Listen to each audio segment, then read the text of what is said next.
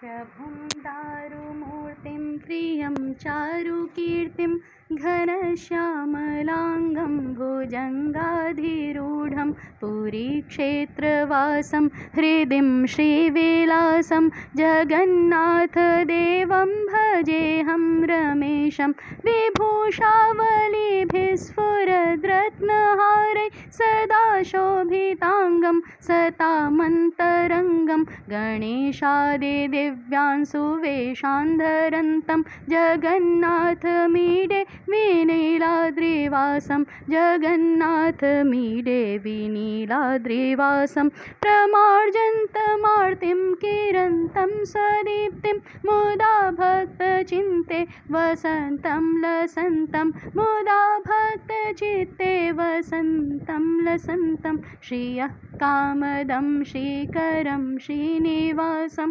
जगन्नाथमीशं स्तुवे भक्तपालं जगन्नाथमीशं स्तुवे भक्तपालं सुभद्राग्रजं भद्रदेवानुजं तं शुभे दारुयाने रथे भासमानं वटोर्वामनस्य त्रिलोकाधिपस्य स्वरूपं धरन्तं जगन्नाथमीक्षे स्वरूपं धरन्तं जगन्नाथमीक्षे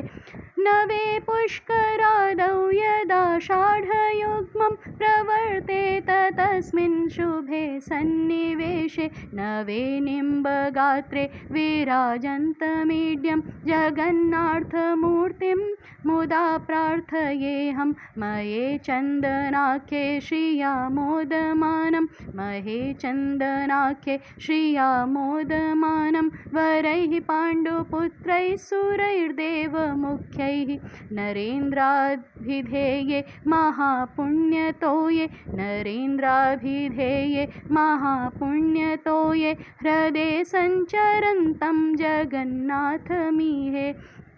हृदे सञ्चरन्तं जगन्नाथमीहे वरे ज्येष्ठमासे तिथौ पूर्णमास्यां वरे ज्येष्ठमासे तिथौ पूर्णमास्यां हरिं भद्रदेवं सुभद्रां निवेश्य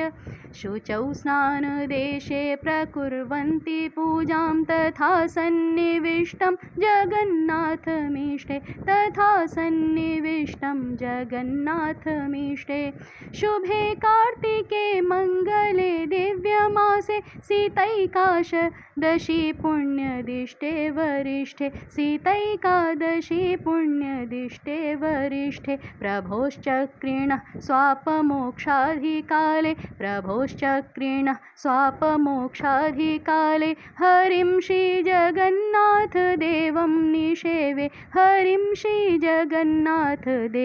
निषेवे भुजङ्गप्रयाते कृतं स्तोत्रमेतत् भुजङ्गप्रयाते कृतं स्तोत्रमेतत् पठेद्य शुचिः पुण्यकर्मानुरागी भृशं भक्तिश्रद्धान्वितः साधकोऽयं भृशं भक्तिश्रद्धान्वितः साधकोऽयं भवेत् श्रीजगन्नाथ कारुण्यपात्रं भवेत् श्रीजगन्नाथ कारुण्यपात्रं भवेत् श्रीजगन्नाथ कारुण्यपात्रम्।